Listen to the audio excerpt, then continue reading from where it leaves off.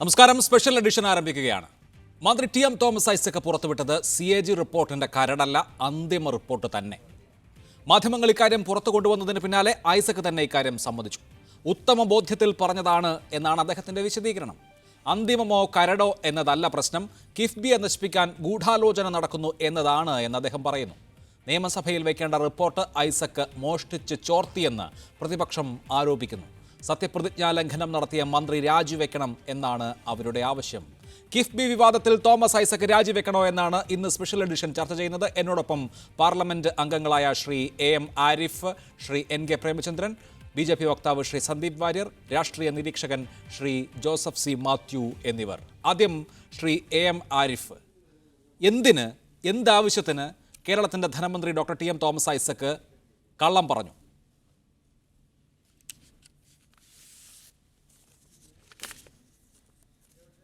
ഒന്ന്,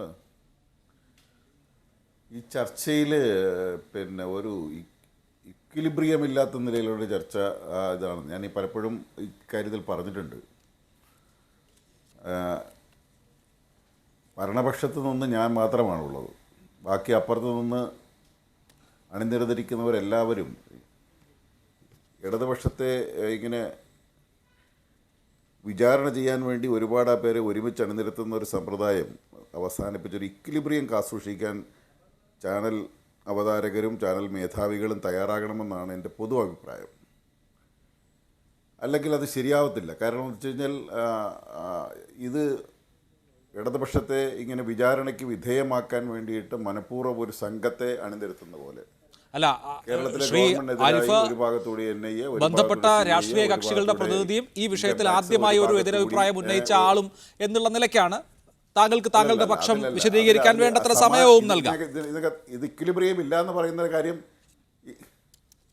അതല്ല അത് വേറെ കാര്യം. അത് രണ്ടാമത്തെ വിഷയമാണ്. സമയത്തെക്കുറിച്ചല്ല ചർച്ച. എപ്പോഴും ചാനൽ ഒരു നിഷ്പക്ഷതയുടെ ഒരു പ്രതീതി സൃഷ്ടിക്കാൻ കഴിയണം. അതൊരു പ്രതീകമാവണം.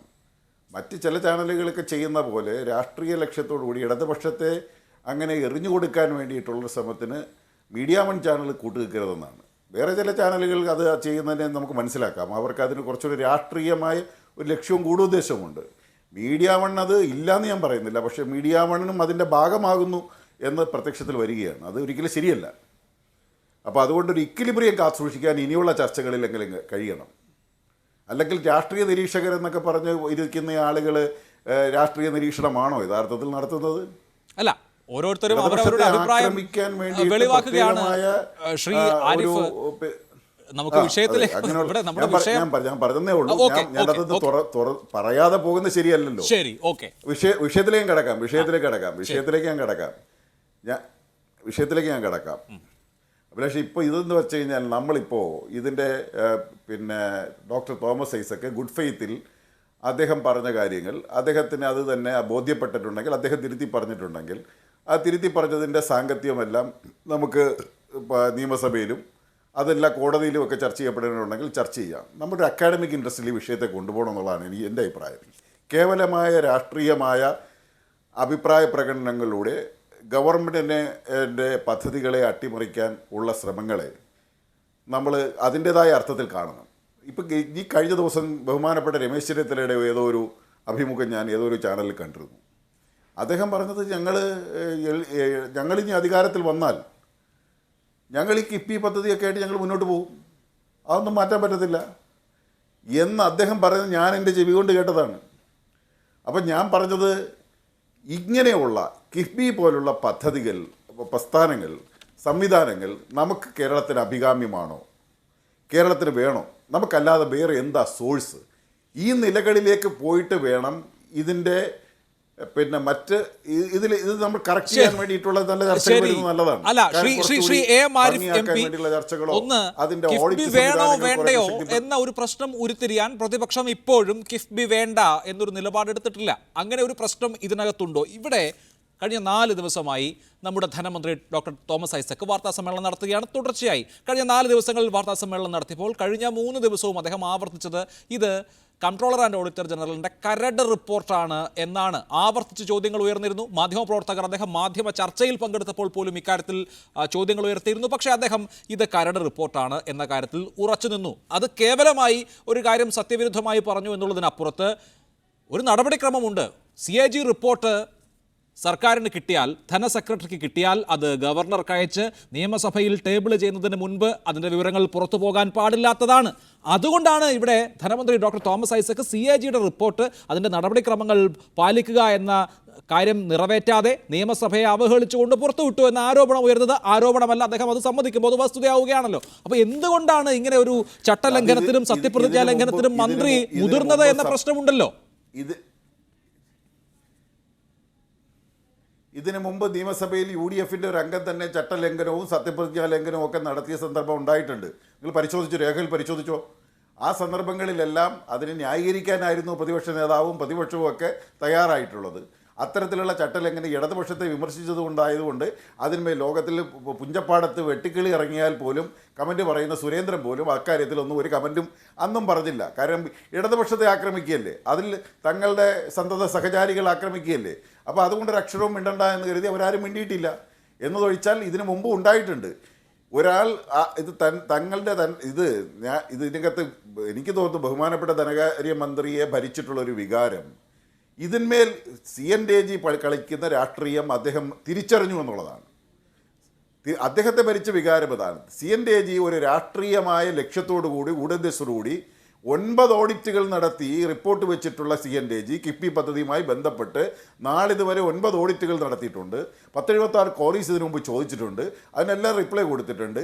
ഇത്തരം സന്ദർഭങ്ങളിലൊന്നും കണ്ടെത്താത്ത, ഉന്നയിക്കാത്ത, കണ്ടെത്താനോ അല്ലെങ്കിൽ അതിനുവേണ്ടി ശ്രമിക്കുകയോ പോലും ചെയ്യാത്ത CNAG ഇപ്പോൾ ഭരണഘടനാ വിരുദ്ധമാണ് എന്ന് പറഞ്ഞുകൊണ്ട് അടുത്ത ഒരു ഘട്ടം ചർച്ചയിലേക്ക് പ്രതിപക്ഷത്തിന് എറിഞ്ഞു കൊടുക്കാൻ പോയ, അവർ ഓപ്പൺ ചെയ്യാൻ പോയ, അവർ വിവാദമാക്കാൻ പോയ ഒരു ചർച്ച ബഹുമാനപ്പെട്ട ധനകാര്യമന്ത്രി തിരിച്ചറിഞ്ഞുകൊണ്ട് അദ്ദേഹം ഇതിൻ്റെ ചർച്ചകളിലേക്ക്, യഥാർത്ഥ ചർച്ചകളിലേക്ക് കൊണ്ടുവരാൻ വേണ്ടി അദ്ദേഹം നടത്തിയ ഒരു ഇടപെടലായി ഞാൻ കാണുന്നു.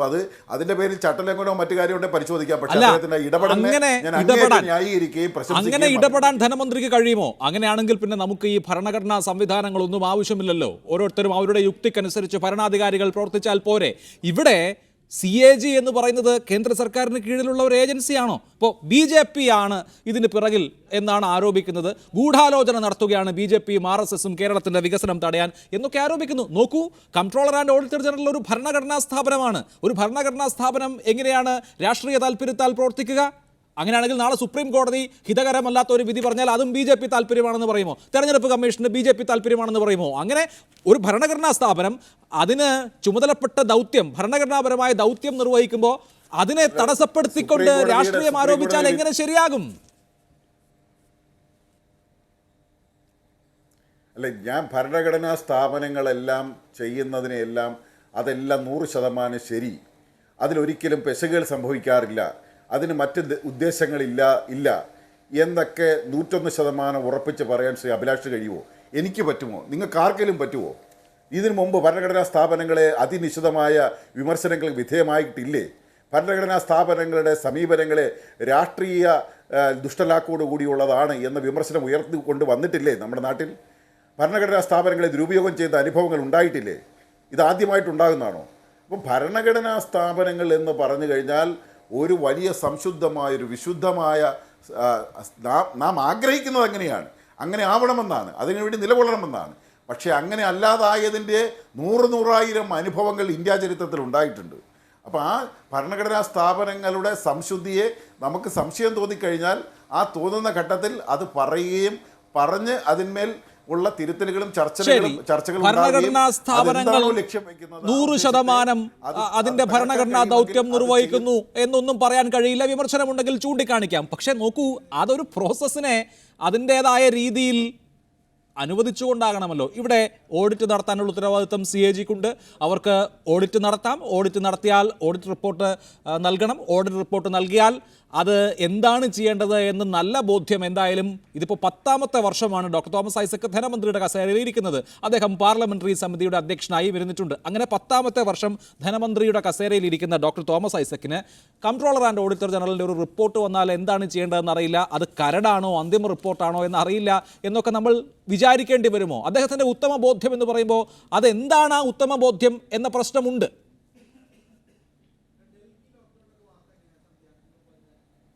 അല്ല, അത് അദ്ദേഹം തന്നെ വിശദീകരിച്ച് കഴിഞ്ഞു. അതിന്മേൽ കൂടുതൽ വിശദീകരണത്തിൻ്റെ ആവശ്യമുണ്ടെന്ന് എനിക്ക് തോന്നുന്നില്ല. കാര്യം അദ്ദേഹം അത് ആ തീയതിയുമായി താരതമ്യം ചെയ്യുമ്പോൾ അദ്ദേഹം കിട്ടിയത് കരടാണെന്നുള്ള നിലയിലാണ് അദ്ദേഹം പ്രസൻറ്റ് ചെയ്തത്. ഇനി കരടല്ലാതായിരിക്കോട്ടെ, കരടല്ലാതായി കഴിഞ്ഞാൽ അതിനകത്തെ പ്രൊസീജിയറൽ ഇറഗുലാരിറ്റി എന്ന് പറയുന്ന ഒന്നുണ്ടായിട്ടുണ്ടെങ്കിൽ ആ ഇറഗുലാരിറ്റി നമുക്ക് എങ്ങനെ ചർച്ച ചെയ്യപ്പെടണമെന്നുള്ളത് അതിന് നിയമവശങ്ങൾ ഒത്തിരി ഉണ്ട്. അപ്പോൾ അതവിടെ നിൽക്കട്ടെ.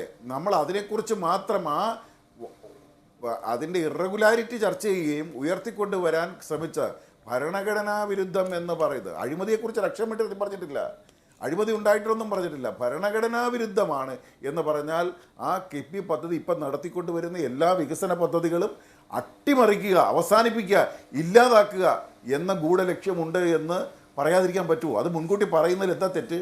അതിപ്പോൾ പറഞ്ഞു പോയില്ലെങ്കിൽ പിന്നെ എപ്പോൾ പറയാനാണ്?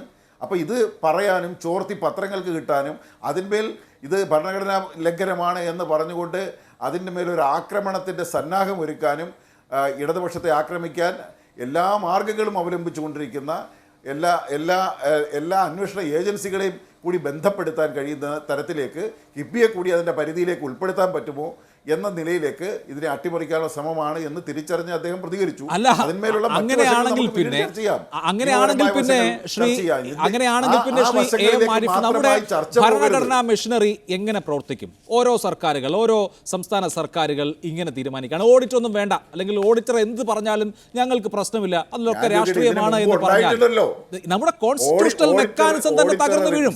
ശരി, റിപ്പോർട്ട് കൈ പിടിച്ച് സഭയിൽ വെക്കുന്നതിന് മുമ്പ് ചർച്ച ചെയ്ത MLA ഉണ്ടായിട്ടുണ്ടല്ലോ. അല്ല, അത് റിപ്പോർട്ട് കയ്യിൽ വെച്ചല്ലോ, അത് റിപ്പോർട്ട് കയ്യിൽ വെച്ചാണോ? പിന്നീട് CAG റിപ്പോർട്ടിൽ വന്ന ചില കാര്യങ്ങൾ ഈ കഴിഞ്ഞ കാലഘട്ടത്തിൽ പോലീസുമായി ബന്ധപ്പെട്ട കാര്യം പ്രതിപക്ഷം സഭയിൽ പറഞ്ഞതാണ് താങ്കൾ ഉദ്ദേശിക്കുന്നതെന്ന് ഞാൻ ഊഹിക്കുന്നു. എനിവേ, ഇവിടെ മന്ത്രിയെ സംബന്ധിച്ച് അദ്ദേഹത്തിന് നേരിട്ടല്ല, അദ്ദേഹത്തിൻ്റെ വകുപ്പിൽ ഒരു CAGയുടെ റിപ്പോർട്ട് കിട്ടുമ്പോൾ അതിൽ പാലിക്കേണ്ടത് അത് നിയമസഭയിൽ ടേബിൾ ചെയ്യുന്നതിന് മുൻപ് നടത്തേണ്ട പ്രക്രിയയുണ്ട്, ഒരു പ്രൊസീജിയറുണ്ട്. ആ പ്രൊസീജിയർ പാലിക്കുന്നില്ല, CAGയിൽ കുറ്റം ആരോപിക്കുന്നു. എന്ന് മാത്രമല്ല, ഇന്നിപ്പോൾ മന്ത്രി ആരോപിക്കുകയാണ് 4 പേജ് ഡൽഹിയിൽ വെച്ചാണ് കൂട്ടിച്ചേർത്തത് എന്ന്. അദ്ദേഹം തന്നെ പറയുന്നതിന് ഘടകവിരുദ്ധമാണ് എന്ന പ്രശ്നമുണ്ട്. ശ്രീ എ മാരിഫ്, അദ്ദേഹം കഴിഞ്ഞ ദിവസം പറഞ്ഞത് ഈ അവസാനത്തെ മീറ്റിങ്ങിൽ AG ഓഫീസിലെ ഉദ്യോഗസ്ഥർ ഞങ്ങൾ ചിലത് എഴുതി വെക്കുന്നുണ്ട് എന്ന് പറഞ്ഞുവെന്ന് അദ്ദേഹം ഒരു ടെലിവിഷൻ ചർച്ചയിൽ പറഞ്ഞത് ഞാൻ കേട്ടതാണ്. ഇവിടുത്തെ AGയുടെ ഓഫീസിന് ചില പ്രത്യേക താല്പര്യങ്ങളുണ്ട് എന്ന മട്ടിലുള്ള, എന്ന ലാക്കിലുള്ള ആരോപണങ്ങളായിരുന്നു ഇന്നലെയെങ്കിൽ ഇന്ന് ഇവിടെ നിന്ന് അയച്ചത് കരടൊക്കെ വളരെ കുഴപ്പമില്ലാത്ത കാര്യമായിരുന്നു. പക്ഷേ ഡൽഹിയിൽ നിന്ന് പ്രത്യേക നിർദ്ദേശപ്രകാരം ഇങ്ങനെ ഒരു സംഗതി ഉണ്ടായി എന്ന് ഇന്ന് ആരോപിക്കുന്നു. എന്ന് മാത്രമല്ല, ഞങ്ങൾക്ക് ആദ്യം കിട്ടിയ കരടിൽ ഈ പരാമർശങ്ങൾ ഉണ്ടായിരുന്നില്ലല്ലോ എന്ന് പറയുമ്പോൾ ആദ്യം കരട് കിട്ടിയിരുന്നു, 2 തവണ കരട് കിട്ടില്ലല്ലോ, അപ്പോൾ ആദ്യം കരട് കിട്ടിയിരുന്നു എന്നും ബോധ്യമുണ്ട്. അപ്പോൾ എന്താണ് നടക്കുന്നതെന്ന് മനസ്സിലാവുന്നില്ല സാർ.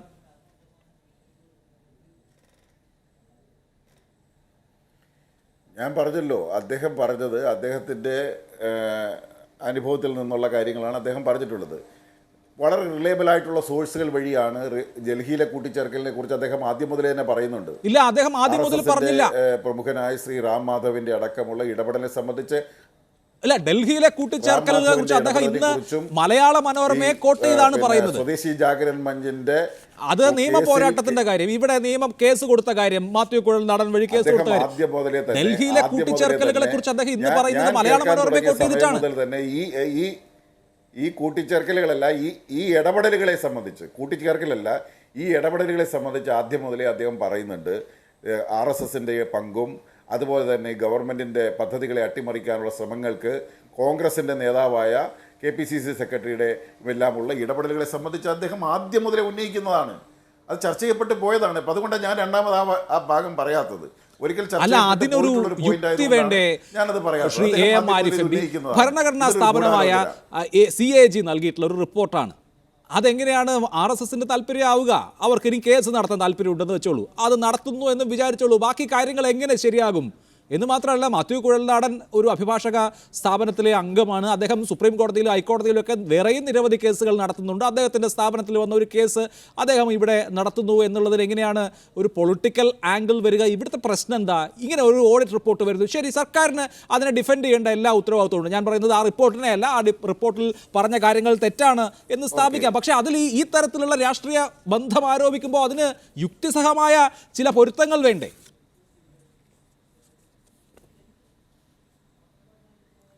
അതിൽ യുക്തിസഹമായ പൊരുത്തം എന്താണെന്ന് ചോദിച്ചു കഴിഞ്ഞാൽ 9 ഓഡിറ്റുകൾ നടത്തുകയും ഓഡിറ്റുകൾ നടത്താനുള്ള പാസ്വേഡ് അടക്കം കൊടുത്തുകൊണ്ട് അവസാനത്തെ ഓഡിറ്റിംഗ് അടക്കം നടത്തി അപ്പോഴെല്ലാം കോറീസ് കൊടുക്കുകയും റിപ്പോർട്ട് വയ്ക്കുകയും ചർച്ച ചെയ്യപ്പെടുകയും ചെയ്ത AG അന്നൊന്നും കാണാത്ത ഭരണഘടനാ ലംഘനത്തിൻ്റെ പ്രശ്നം പുതുതായി ഉയർത്തിക്കൊണ്ട് വരുമ്പോഴാണ് അതിനകത്തെ സംശയങ്ങൾ, അതിന് യുക്തിസഹമല്ലാത്ത ചില കാര്യങ്ങൾ AG ചെയ്യാൻ തുടങ്ങിയിരിക്കുന്നു. അപ്പോൾ AGക്ക് ഇതുവരെയുള്ള അവരുടെ നിരീക്ഷണങ്ങൾ, അവരുടെ സംശയങ്ങൾ, അവരുടെ അഭിപ്രായങ്ങൾ, അവരുടെ കണ്ടെത്തലുകൾ ഒക്കെ പറഞ്ഞതിൽ നിന്ന് ഭിന്നമായി അവരിപ്പോൾ കാണുന്നത് ഈ കിഫ്ബി എന്ന് പറയുന്ന സംവിധാനം തന്നെ ഭരണഘടനാ ലംഘനമാണ് എന്ന നിലയിലേക്ക് അവർ കിഫ്ബി എന്ന സംവിധാനമല്ല, കിഫ്ബി എന്ന് പറയാൻ വിദേശത്ത് നിന്ന് മസാല ബോണ്ട് വഴി ധനസമാഹരണം നടത്തിയത് ഭരണഘടനാ വിരുദ്ധമാണ് എന്നാണ് എന്തായാലും AG റിപ്പോർട്ട് ചെയ്തിരിക്കുന്നത് എന്നാണ് നമ്മൾ മനസ്സിലാക്കുന്നത്. നമ്മൾ ആരും ഇത് കണ്ടിട്ടില്ല എന്ന പ്രശ്നം കൂടിയുണ്ട്. ശ്രീ NK പ്രേമചന്ദ്രൻ MP കൂടി. ശ്രീ NK പ്രേമചന്ദ്രൻ, താങ്കൾ കൂടി പങ്കെടുത്ത ഒരു ടെലിവിഷൻ സംവാദത്തിൽ ധനമന്ത്രി തോമസ് ഐസക് ഇത് കരട് റിപ്പോർട്ടാണ് എന്ന് ആവർത്തിച്ച് പറഞ്ഞത് കഴിഞ്ഞ ദിവസം കേട്ടിരുന്നു. ഇന്ന് അദ്ദേഹം ആ കാര്യത്തിൽ മാറ്റം വരുത്തുന്നുണ്ട് എന്ന് മാത്രമല്ല, എൻ്റെ ഉത്തമ ബോധ്യത്തിലാണ് ഞാൻ അങ്ങനെ പറഞ്ഞത്. ഞങ്ങളുമായി നടത്തിയ ചർച്ചകളിലൊന്നും ഈ ഇപ്പോൾ സൂചിപ്പിച്ച കാര്യങ്ങൾ വന്നിരുന്നില്ല. അതുകൊണ്ട് ഇങ്ങനെ ഒരു പരാമർശം റിപ്പോർട്ടിൽ കണ്ടപ്പോൾ അത് കരടായിരിക്കും എന്ന് കരുതി കിഫ്ബി അതിന് മറുപടിയും തയ്യാറാക്കിക്കൊണ്ടിരിക്കുകയായിരുന്നു എന്ന് അദ്ദേഹം പറയുന്നത് താങ്കൾ എങ്ങനെ എടുക്കുന്നു? ധനമന്ത്രിക്ക് ഒരു അബദ്ധം പറ്റിയതാകാമോ? ഒരിക്കലുമല്ല. ധനമന്ത്രി ബോധപൂർവമായി ശുദ്ധമായ കളവ് പറഞ്ഞതാണ്. കാരണം ധനമന്ത്രിയുമായി 1 മണിക്കൂർ 15 മിനിറ്റ് ഒരു ചാനൽ ചർച്ചയിൽ ഞാൻ കൂടി പങ്കെടുത്ത സംവാദത്തിൽ 4 പ്രാവശ്യം ആവർത്തിച്ച് അദ്ദേഹം പറഞ്ഞു ഇത് കരട് റിപ്പോർട്ടാണ്. ഞാൻ അപ്പോഴും അതിനെ ഖണ്ഡിച്ചുകൊണ്ട് പറഞ്ഞു ഇത് കരട് റിപ്പോർട്ട് എന്ന് പറഞ്ഞൊരു റിപ്പോർട്ടില്ല, ഡ്രാഫ്റ്റ് റിപ്പോർട്ട് എന്ന് പറഞ്ഞ റിപ്പോർട്ടില്ല. ഞാൻ ഇപ്പോഴും ആ കാര്യം ആവർത്തിച്ച് പറയാൻ ആഗ്രഹിക്കുന്നു. കരട് റിപ്പോർട്ട് എന്ന് പറഞ്ഞൊരു റിപ്പോർട്ടില്ല. പക്ഷേ പാർട്ട് ബൈ പാർട്ടായി comptroller and auditor general of ഇന്ത്യയിൽ നിന്ന് അല്ലെങ്കിൽ CAGയിൽ നിന്നുള്ള കൊറീസ് ഉണ്ടാകും. അതുമായി ബന്ധപ്പെട്ട് വിശദീകരണം ചോദിക്കും, സ്പഷ്ടീകരണം ആവശ്യപ്പെടും, ധാരാളം എഴുത്തുകുത്തുകൾ ഇതുമായി ബന്ധപ്പെട്ട് വരും. അതെല്ലാം ലഭ്യമായതിനു ശേഷം ഇതെല്ലാം കൺസോളിഡേറ്റ് ചെയ്തതിന് ശേഷമാണ് CNAGയുടെ അഭിപ്രായം റിഫ്ലക്റ്റ് ചെയ്തുകൊണ്ടുള്ള ഫൈനൽ റിപ്പോർട്ട്. അത് ഫൈനൽ റിപ്പോർട്ടൊന്നല്ല, CNAG റിപ്പോർട്ടാണ്. അതിന് ഫൈനൽ റിപ്പോർട്ടൊന്നും പേരുമില്ല. അപ്പോൾ CNAGയുടെ റിപ്പോർട്ട് വരുന്നതാണ്. ഈ റിപ്പോർട്ട് വരുമ്പോൾ തന്നെ ലെതർ ബൗണ്ടഡ് ആയിട്ടുള്ള 5 വോളിയൂംസ് ആണ് സംസ്ഥാന ഗവൺമെൻറ്റിന് കിട്ടുന്നത്. ആ ലെതർ ബൗണ്ടഡ് ആയിട്ടുള്ള പ്രിന്റഡ് കോപ്പിയാണ് ഈ പറയുന്ന ഫൈനൽ റിപ്പോർട്ട് എന്ന് ഇപ്പോൾ നമ്മളെല്ലാവരും വിശേഷിപ്പിക്കുന്ന പോട്ടെ, ഫൈനൽ റിപ്പോർട്ടെങ്കിൽ ഫൈനൽ റിപ്പോർട്ട്. ആ ലെതർ ബൗണ്ടഡ് ആയിട്ടുള്ള 5 വോളിയൂംസ് സംസ്ഥാന ധനകാര്യ വകുപ്പ് സെക്രട്ടറിക്ക് ലഭിച്ചത് പൊട്ടിച്ചു വായിക്കുമ്പോൾ അതിൻ്റെ ഫോർവേഡിംഗ് ലെറ്ററിൽ തന്നെ കൃത്യമായി പറയുന്നുണ്ട്, for the presentation before the Kerala state legislative assembly. സംസ്ഥാന നിയമസഭയുടെ പരിഗണനയ്ക്ക് സമർപ്പിക്കാൻ വേണ്ടി ഈ ഡോക്യുമെൻ്റ് നൽകുന്നു എന്ന് പറഞ്ഞ ഫോർവേഡിംഗ് ലെറ്റർ നൽകിയ ആ റിപ്പോർട്ട് എങ്ങനെയാണ് കേരളത്തിൻ്റെ ധനകാര്യമന്ത്രിക്ക് കരട് റിപ്പോർട്ടായി തോന്നിയത്? ശുദ്ധമായ കളവ്, പരസ്യമായി പൊതുജനങ്ങളെ കബളിപ്പിക്കാൻ വേണ്ടി സങ്കുചിതമായ രാഷ്ട്രീയ താല്പര്യം സംരക്ഷിക്കാൻ, വരാനിരിക്കുന്ന ഗുരുതരമായിട്ടുള്ള ആക്ഷേപത്തിൽ നിന്ന് രക്ഷ നേടാൻ CNAG ഉൾപ്പെടെയുള്ള കേന്ദ്രാന്വേഷണ ഏജൻസികൾ സംസ്ഥാനത്ത് വട്ടമിട്ട് കഴുകൻ പറക്കുന്നത് പോലെ പറക്കുന്നു എന്ന് പറഞ്ഞു വരുത്തി തങ്ങൾ ചെയ്ത ഭരണഘടനാ ലംഘനത്തെയും ഗുരുതരമായിട്ടുള്ള വീഴ്ചകളെയും മറയ്ക്കുന്നതിന് വേണ്ടിയിട്ടുള്ള പരിശ്രമമായിരുന്നില്ലേ സത്യത്തിൽ ചെയ്തത്? ഒരു ചോദ്യം, സ്പെസിഫിക് ആയിട്ടുള്ള ചോദ്യം അദ്ദേഹത്തോട് ചോദിച്ചപ്പോൾ അദ്ദേഹം പറഞ്ഞു സംസ്ഥാന ഗവൺമെന്റിന് ലഭ്യമായിട്ടുള്ള ഫോർവേഡിംഗ് ലെറ്ററിൽ ഡ്രാഫ്റ്റ് റിപ്പോർട്ട് എന്ന് പറഞ്ഞിട്ടുണ്ട്. ഞാൻ ചോദിക്കുന്നു അഭിലാഷ്, എങ്ങനെയാണ് ഒരു ധനമന്ത്രിക്ക് ഇങ്ങനെ കള്ളം പറയുക? ഫോർവേഡിംഗ് ലെറ്ററിൽ ഡ്രാഫ്റ്റ് റിപ്പോർട്ട് എന്ന് പറഞ്ഞിട്ടുണ്ടെന്ന് ഓൺ റെക്കോർഡിൽ ധനമന്ത്രി പറഞ്ഞു. ആ ധനമന്ത്രി ഇന്ന് ആലപ്പുഴയിൽ പത്രസമ്മേളനം നടത്തിയിട്ട് പറയുകയാണ് എൻ്റെ ഉദ്ദേശശുദ്ധി അനുസരിച്ച് അല്ലെങ്കിൽ എൻ്റെ ഉത്തമ ബോധ്യമനുസരിച്ച് എന്ന് പറഞ്ഞാൽ, എന്നിട്ട് അത് കഴിഞ്ഞ് അടുത്ത ഭാഗത്തിൽ അദ്ദേഹം പറയുന്നുണ്ട് കരട് റിപ്പോർട്ട് വായിച്ചു നോക്കിയപ്പോൾ നേരത്തെ ലഭിച്ച അവിടെയാണ് നിങ്ങൾ മനസ്സിലാക്കേണ്ടത്. നേരത്തെ ലഭിച്ച കരട് റിപ്പോർട്ട് വായിച്ചു നോക്കിയപ്പോൾ ഈ 4 പേജ് ഉണ്ടായിരുന്നില്ല. അപ്പോൾ കരട് റിപ്പോർട്ട് നേരത്തെ വന്നിരുന്നുവെന്നും വായിച്ചു നോക്കി എന്നുള്ളതും വളരെ വ്യക്തമല്ലേ? ആ കരട് റിപ്പോർട്ടിൽ ഇല്ലാത്ത 4 പേജാണ് ഇപ്പോൾ വന്നതെന്നും അത് ഡൽഹിയിൽ നിന്ന് കൂട്ടിച്ചേർത്തതാണെന്നും ആക്ഷേപം ഉന്നയിക്കുന്നു. ശരിയാണ്, ഡൽഹിയിൽ നിന്നാണ് CNAG-യുടെ റിപ്പോർട്ട് വരുന്നത്. കൊറീസ് ചോദിക്കും, പാർട്ട് ബൈ പാർട്ടായിട്ട് സ്പഷ്ടീകരണം ചോദിക്കും, ക്ലാരിഫിക്കേഷൻ ചോദിക്കും. ഇതെല്ലാം CNAG-യുടെ ഓഡിറ്റ് പ്രോസസ്സിൻ്റെ ഭാഗമായി ചോദിച്ചതിന് ശേഷം അവസാനം CNAG-യുടെ റിപ്പോർട്ട് അടക്കം അല്ലെങ്കിൽ കമൻസ് റിഫ്ലക്ട് ചെയ്തുകൊണ്ടുള്ള റിപ്പോർട്ടിൽ വരുമ്പോൾ അവിടെയാണ് ഇതിനെ സംബന്ധിച്ചുള്ള ഭരണഘടനാ ലംഘനം ഉൾപ്പെടെയുള്ള കമൻസ് വരുന്നത്. അതായിരിക്കാം 4 പേജ്. ഇനി ഞാൻ ഇതിൽ കള്ളം പറഞ്ഞതിന് എന്ത് ന്യായീകരണം? എനിക്ക് അതാണ് അറിയേണ്ടത്. ധനകാര്യമന്ത്രി ഇത്രയും വിശ്വാസ്യതയോടുകൂടി കേരളത്തിന്റെ ഖജനാവ് സൂക്ഷിക്കുന്ന താക്കോൽ സൂക്ഷിപ്പുകാരനായിട്ടുള്ള ഈ മന്ത്രിയെ എങ്ങനെ കേരളത്തിന്റെ പൊതുസമൂഹം വിശ്വസിക്കും? ശരി, ഓക്കെ. എങ്ങനെയാണ് ഇദ്ദേഹം പറയുന്നത്? അന്ന് ഞാൻ പറഞ്ഞു, നിങ്ങൾ പറഞ്ഞത് മുഖവിലേക്ക് എടുത്തുകൊണ്ട് ഞാൻ വിശ്വസിക്കുന്നു, ഇത് കരട് റിപ്പോർട്ടാണ്. ഞാൻ അദ്ദേഹത്തോട് സമ്മതിച്ചു. അദ്ദേഹം പറഞ്ഞ വാദമുഖത്തെ അംഗീകരിച്ചു. കാരണം നിങ്ങളാണിത് കണ്ടിട്ടുള്ളത്. നിങ്ങൾ പറയുന്നു ഫോർവേഡിംഗ് ലെറ്ററിൽ അടക്കം ഡ്രാഫ്റ്റ് റിപ്പോർട്ട് എന്ന് പറഞ്ഞ് ഞങ്ങളെ മുഴുവൻ കബളിപ്പിക്കുമ്പോൾ അപ്പോഴും ഞങ്ങൾ എല്ലാ രാഷ്ട്രീയ അഭിപ്രായ വ്യത്യാസവും മാറ്റിവെച്ചിട്ട് അദ്ദേഹത്തോട് പറഞ്ഞു, അങ്ങ് പറഞ്ഞത് ഞങ്ങൾ മുഖവിലേക്ക് എടുക്കുന്നു, കരട് റിപ്പോർട്ടാണ് എന്ന് പറഞ്ഞുകൊണ്ടാണ് ആ ചർച്ചയിൽ പങ്കെടുത്തത്. ഇങ്ങനെ ജനങ്ങളെ കബളിപ്പിക്കാമോ ഒരു സംസ്ഥാനത്ത്? ശരി, ഓക്കെ. അതാണ് ശ്രീ NK പ്രേമചന്ദ്രൻ ഉയർത്തുന്ന ചോദ്യം. ഞാൻ അടുത്ത ഘട്ടത്തിൽ ബാക്കിയുള്ള ചോദ്യങ്ങളിലേക്ക് വരാം. ശ്രീ ജോസഫ് സി മാത്യു, താങ്കൾ 14-ാം തീയതി തന്നെ ധനമന്ത്രി ആദ്യമായി ഈ കാര്യങ്ങൾ വാർത്താ സമ്മേളനം വിളിച്ച് പറഞ്ഞ അന്ന് തന്നെ അന്തിമ റിപ്പോർട്ടാണ് ഇത് എന്ന് പറഞ്ഞിരുന്നു. അതിനുശേഷം ധനമന്ത്രിയുടെ ഓഫീസിലുള്ള ആളുകൾ ഒരു പരിശോധന നടത്തിയിരുന്നു എങ്കിൽ പോലും ഇത്ര വലിയ എംബാരസ്മെന്റിലേക്ക് കാര്യങ്ങൾ പോകുമായിരുന്നില്ല. ഡെലിബറേറ്റ് ആയിട്ട് മനഃപൂർവ്വമായിട്ട് ധനമന്ത്രി കള്ളം പറഞ്ഞു എന്ന് താങ്കൾ വിചാരിക്കുന്നുണ്ടോ? അങ്ങനെ ചെയ്യേണ്ട എന്ത് കാര്യമുണ്ട്? കാരണം 11-ാം തീയതി തന്നെ PIBയുടെ ഒരു പ്രസ് റിലീസ് ഉണ്ട്. ഇത് CAG-യുമായി ബന്ധപ്പെട്ട് വളരെ വളരെ വലിയ ആരോപണങ്ങൾ ഇവിടുത്തെ ധനമന്ത്രി ഉന്നയിക്കുകയും ചെയ്യുകയാണ്. അപ്പോൾ എന്തായാലും പുറത്തു വരുമല്ലോ കള്ളമാണ് എങ്കിൽ. അപ്പോൾ മനഃപൂർവ്വം എങ്ങനെ കള്ളം പറഞ്ഞിരിക്കാനാണ്? ഒന്നാമത് അഭിലാഷ്, അതിന്റെ പിന്നിലൊരു അദ്ദേഹത്തിനൊരു ലക്ഷ്യമുണ്ട്. ഇത് കരട് റിപ്പോർട്ടാണെങ്കിൽ അത് സംസ്ഥാന സർക്കാരും CNAG-യും തമ്മിലുള്ള ഒരു കമ്മ്യൂണിക്കേഷനാണ്. നേരത്തെ പറഞ്ഞ പോലെ കരട് റിപ്പോർട്ടൊന്നുമില്ല, കരട് പാരയെക്കുറിച്ചുള്ള ഒരു അഭിപ്രായ വ്യത്യാസമാണെങ്കിൽ അവർ തമ്മിലുള്ള ഒരു കമ്മ്യൂണിക്കേഷനാണ്. അത് പുറത്ത് പറയുന്നതിൽ ഒരു പ്രൊപ്രൈറ്ററിയുടെ ഒരു വിഷയം ഉണ്ടാവാം, അത്രേ ഉള്ളൂ. എന്നാൽ അന്തിമ റിപ്പോർട്ട് നിയമസഭയിൽ വെക്കാൻ വേണ്ടി ധനകാര്യമന്ത്രിയെ ഏൽപ്പിച്ചു കഴിഞ്ഞാൽ അവിടെ അദ്ദേഹത്തിന് ഒരു പോസ്റ്റ്മാൻ്റെ റോളേ ഉള്ളൂ. അത് CNAG സംസ്ഥാനത്തിന്റെ ധനസ്ഥിതിയെക്കുറിച്ച് നമ്മുടെ ജനപ്രതിനിധി സഭയെ അറിയിക്കുന്നതാണ്. അത് പബ്ലിക് അക്കൗണ്ട്സ് കമ്മിറ്റിയോ കോപ്പോ റിപ്പോർട്ടിന്റെ സ്വഭാവം അനുസരിച്ച് അവരാണ് അത് പരിശോധിക്കുന്നത്. അതിനെ സംബന്ധിച്ച് തുറന്നു വായിക്കാനും പരസ്യമായ അഭിപ്രായം പറയാനും ഒന്നും ഇദ്ദേഹത്തിന് മാൻഡേറ്റ് ഇല്ല. പക്ഷെ അത് വായിച്ചു നോക്കിയിരിക്കുന്ന അദ്ദേഹം അതിലെ ഗൗരവ സ്വഭാവം മനസ്സിലാക്കുന്നു. നിയമസഭയിൽ ഇത് ജാനുവരിയിലോ മറ്റോ ചർച്ചയ്ക്ക് വരുമ്പോൾ ഉണ്ടാകാവുന്ന കോലാഹലവും അത് ഇലക്ഷനിൽ ഉണ്ടാക്കാവുന്ന ഇമ്പാക്റ്റും ഒക്കെ അദ്ദേഹം ചിന്തിച്ചിട്ടുണ്ടാവാം. അതിനുവേണ്ടി അദ്ദേഹം ഇപ്പോൾ വന്നത് കരടാണ് എന്ന് പറഞ്ഞുകൊണ്ട് ആ സമയത്ത് തന്നെ ഞാനിങ്ങനെ ഉന്നയിക്കുകയാണ്. എപ്പോഴും പറഞ്ഞു. അപ്പോൾ അദ്ദേഹത്തിന്റെ ഓഫീസ് അത് പരിശോധിക്കാതൊന്നും പറയുന്നതല്ല.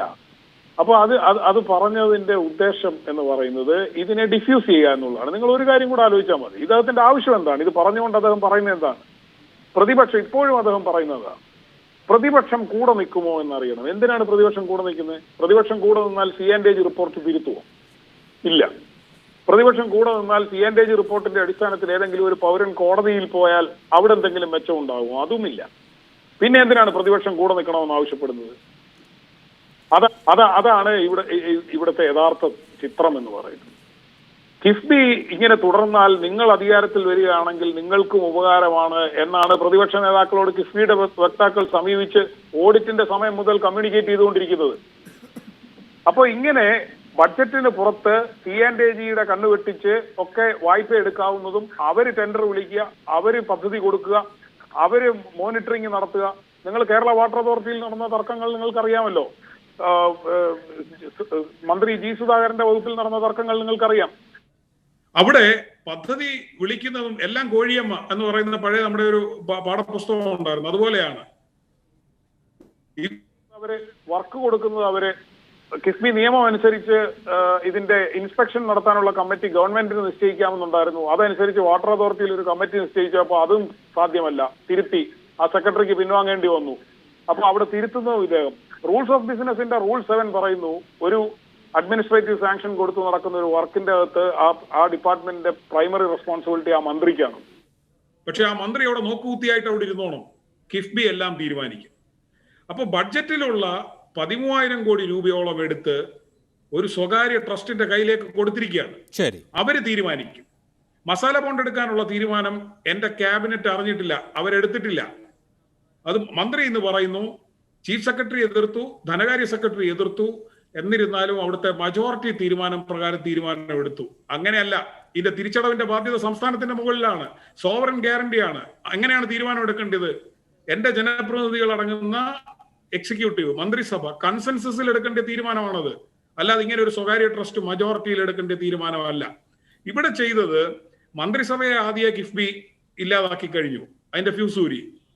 ഇപ്പോ നിയമസഭയിൽ വെക്കേണ്ട റിപ്പോർട്ട് നിയമസഭയിലേക്ക് വിടേണ്ടതിന് പകരം ധനമന്ത്രി എന്ന് പറയാണ് അതെടുത്ത് കിഫ്ബിക്ക് വിട്ടു.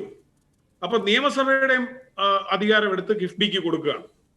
അങ്ങനെ ഈ കിഫ്ബി എന്ന് പറയുന്നത് ഇവിടെ ഏതാണ്ട് ഒരു ഈസ്റ്റ് ഇന്ത്യ കമ്പനിയുടെ മോഡലിൽ ഇവിടെ പ്രവർത്തിച്ചുകൊണ്ടിരിക്കുകയാണ്. ശരി, ഇത് ഇടതുപക്ഷം കൃത്യമായി പറയുന്നതാണ്. ഇങ്ങനെയാണ് പുതിയ കാലത്ത് അധിനിവേശം കടന്നു വരുന്നതെന്ന് പലതവണ പറഞ്ഞിട്ടുണ്ട്. ചരടുകളുള്ള വായ്പയെ കുറിച്ച് ഞങ്ങളെല്ലാം പഠിപ്പിച്ചിട്ടുണ്ട്.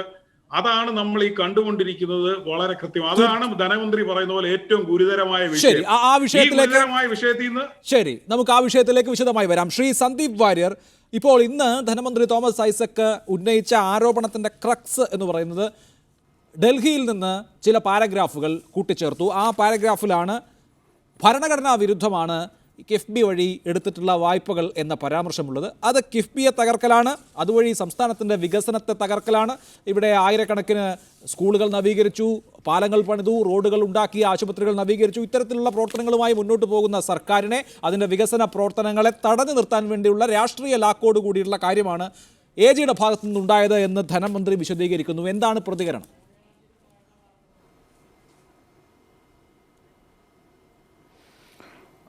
നോക്കൂ, ഇക്കാര്യത്തിൽ ഈ ഡൽഹിയിൽ നിന്ന് കൂട്ടിച്ചേർത്തു എന്നൊക്കെ പറയുന്നത് ഒരു ആലങ്കാരിക പ്രയോഗമാണ്. കാരണം CNDG ആസ്ഥാനം ഡൽഹിയാണ്. CNDG ചെന്നൈയിലാണ് ഇരുന്നിരുന്നതെങ്കിൽ നമുക്ക് ചെന്നൈയിൽ നിന്ന് കൂട്ടിച്ചേർത്തു, ഹൈദരാബാദിലായിരുന്നെങ്കിൽ ഹൈദരാബാദിൽ നിന്ന് കൂട്ടിച്ചേർത്തു. ഞങ്ങളുടെ ഭാഗ്യത്തിന് CNDG ആസ്ഥാനം നാഗ്പൂരിലല്ല, ആണെങ്കിൽ അങ്ങനെ പറഞ്ഞേനെ. ഇവിടെ CNDG എന്ന് പറയുന്നത് ഗവൺമെൻറ് അല്ല, അതൊരു കോൺസ്റ്റിറ്റ്യൂഷണൽ ബോഡിയാണ്, സ്വതന്ത്ര ഭരണഘടനാ സ്ഥാപനമാണ്. അതുകൊണ്ട് തന്നെ CNDG വക്കാലത്ത് ഏറ്റെടുക്കേണ്ട കാര്യം എനിക്കില്ല, അവർക്ക് വേണ്ടി വാദിക്കാനുള്ള വക്താവ് ഞാനല്ല. അതുകൊണ്ട് ഈ പറയുന്ന ആരോപണത്തിനുള്ള മറുപടി CNDG പറഞ്ഞോട്ടെ, അങ്ങനെ അവർക്ക് പറയാൻ കഴിയുമോ എന്ന് എനിക്കറിയില്ല. എന്തായാലും അതിനുള്ള മറുപടി CNDG നിന്ന് ചോദിക്കുന്നതായിരിക്കും നല്ലത്. ഇവിടെ പ്രധാനപ്പെട്ട പ്രശ്നം എന്താ, CNDG റിപ്പോർട്ട് മാധ്യമങ്ങൾക്ക് മുന്നിൽ ചോർത്തി കൊടുക്കുകയാണ്. നിയമസഭയ്ക്ക് മുന്നിൽ, നിയമസഭാംഗങ്ങൾക്ക് മുന്നിൽ അവതരിപ്പിക്കേണ്ട, തോമസ് ഐസക് കാണാനേ പാടില്ലാത്ത CNDG റിപ്പോർട്ട് സംബന്ധിച്ച് അദ്ദേഹം ആധികാരികമായി പത്രസമ്മേളനത്തിൽ വിളിച്ച് പറയുകയാണ്. ഇത് വാസ്തവത്തിൽ ഏതൊക്കെ തരത്തിലുള്ള നിയമലംഘനങ്ങളാണ് വിളിച്ചു വരുത്തുന്നതെന്ന് നമുക്കറിയാമല്ലോ. ഇപ്പോൾ തോമസ് ഐസക് പറഞ്ഞ് കോടതിയിൽ നേരിടും, നല്ല വക്കീലന്മാരെ വെച്ച് വാദിക്കും എന്നൊക്കെയാണ് പറയുന്നത്. ഈ ചോർച്ച ആദ്യമായിട്ട് തുടങ്ങിയതാണോ? തോമസ് ഐസക്കിൻ്റെ ആദ്യത്തെ ബജറ്റ്, ഈ സർക്കാരിൻ്റെ ആദ്യത്തെ ബജറ്റ് തന്നെ ചോർന്നില്ലേ? അത് ചോർന്നതിൻ്റെ അടിസ്ഥാനത്തിൽ അദ്ദേഹത്തിൻ്റെ അഡീഷണൽ പ്രൈവറ്റ് സെക്രട്ടറി എന്ന മനോജ് പുതിയവിള എന്ന് പറഞ്ഞ ഒരാളെ പിണറായി വിജയൻ ചെവിക്ക് പിടിച്ച് പുറത്താക്കിയില്ലേ? ഇപ്പോൾ ആ മനോജ് പുതിയവിള നിങ്ങളെ നല്ല മലയാളം പഠിപ്പിച്ചുകൊണ്ടിരിക്കുന്നുണ്ട്. ഞാൻ പറയുന്നത്, ഈ ചോർച്ച എന്ന് പറയുന്നത് തോമസ് ഐസക്കിൻ്റെ വകുപ്പിൽ ഇതാദ്യമല്ല, ബജറ്റ് തന്നെ ചോർന്നു പോയിട്ടുണ്ട്. അതിൻ്റെ ഭാഗമായിട്ട് നടപടി അദ്ദേഹത്തിൻ്റെ ആളുകൾ നേരിട്ടിട്ടുണ്ട്. അപ്പോൾ തോമസ് ഐസക്ക് എത്രമാത്രം അശ്രദ്ധയോടുകൂടി, അതല്ലെങ്കിൽ തീരെ കാര്യക്ഷമതയില്ലാതെയാണ് അദ്ദേഹത്തിൻ്റെ വകുപ്പ് കൈകാര്യം ചെയ്യുന്നത് എന്ന് പൊതുവെ എല്ലാവർക്കും ബോധ്യപ്പെട്ടിട്ടുള്ള കാര്യമാണ്. അത് പിണറായി വിജയന് നേരത്തെ ബോധ്യപ്പെട്ടിട്ടുള്ള കാര്യമാണ്. അതുകൊണ്ടാണല്ലോ ഗീതാ ഗോപിനാഥിനെ അഡ്വൈസറായിട്ട് വെച്ചത്. ഈ സാമ്പത്തിക പാക്കേജ് പ്രഖ്യാപിച്ചപ്പോൾ പോലും തോമസ് ഐസക്കിനെ അടുത്തിരുത്തി പ്രഖ്യാപിക്കാതിരുന്നത്, ധനകാര്യമന്ത്രിയെ ഒപ്പം ഇരുത്താതിരുന്നത് തോമസ് ഐസക്കിലുള്ള പിണറായി വിജയൻ്റെ അവിശ്വാസത്തെയാണല്ലോ സൂചിപ്പിക്കുന്നത്. കിഫ്ബിക്കുള്ള സർട്ടിഫിക്കറ്റ് ഒക്കെ നേരത്തെ G സുധാകരൻ തന്നെ കൊടുത്തിട്ടുണ്ട്. കിഫ്ബി ഏത് രീതിയിലാണ് ഒരു സൂപ്പർ ഗവൺമെൻറ്റായി പ്രവർത്തിക്കുന്നതിനെ സംബന്ധിച്ച് PWD മിനിസ്റ്റർ തന്നെ പറഞ്ഞിട്ടുണ്ട്. ഇവിടെ തോമസ് ഐസക് യഥാർത്ഥം ചെയ്യുന്നത് എന്താ? അദ്ദേഹം സ്വപ്നങ്ങൾ വിൽക്കാൻ ശ്രമിക്കുകയാണ്. കിഫ്ബി മുഖേന ഈ പറയുന്ന രീതിയിൽ ഡെവലപ്മെൻറ്റ് വർക്കുകൾ നടന്നിട്ടുണ്ടോ? അത് കിഫ്ബിയിൽ എത്ര രൂപ വന്നു, എത്ര രൂപയാണ് ഇവർ പറയുന്നതനുസരിച്ച് ഇവർ പ്രഖ്യാപിക്കുന്ന അത്രയും പദ്ധതികൾ നടക്കുന്നുണ്ടോ? ഇനി കിഫ്ബിയിൽ പ്രഖ്യാപിക്കുന്ന പദ്ധതികൾ ഏത് തരത്തിലാണ് സാമ്പത്തികമായി റിട്ടേൺ ഉണ്ടാക്കുന്നതാണ്? ഇപ്പോൾ ലോൺ എടുത്തിട്ടാണല്ലോ മിക്ക പദ്ധതികൾ നടപ്പാക്കുന്നത്. അല്ലാതെ സംസ്ഥാനത്തിന് റവന്യൂ ജനറേറ്റ് ചെയ്യുന്ന എത്ര പദ്ധതികൾ കിഫ്ബി ഇൻവെസ്റ്റ് ചെയ്യുന്നുണ്ട്? ഇവിടെ തന്നെ പറഞ്ഞു സ്കൂളുകളുടെ കാര്യം പറഞ്ഞു.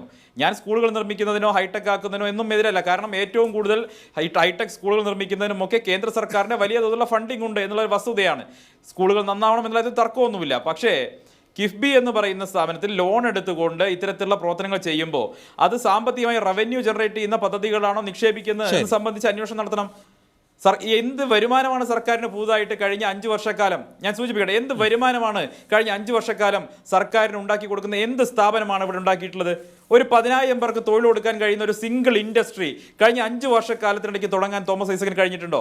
കഴിഞ്ഞിട്ടില്ല എന്നുള്ളതാണ് വസ്തുത. അപ്പോൾ ഇവിടെ നടക്കുന്നത് സ്വപ്നങ്ങളുടെ വിൽപ്പന മാത്രമാണ്.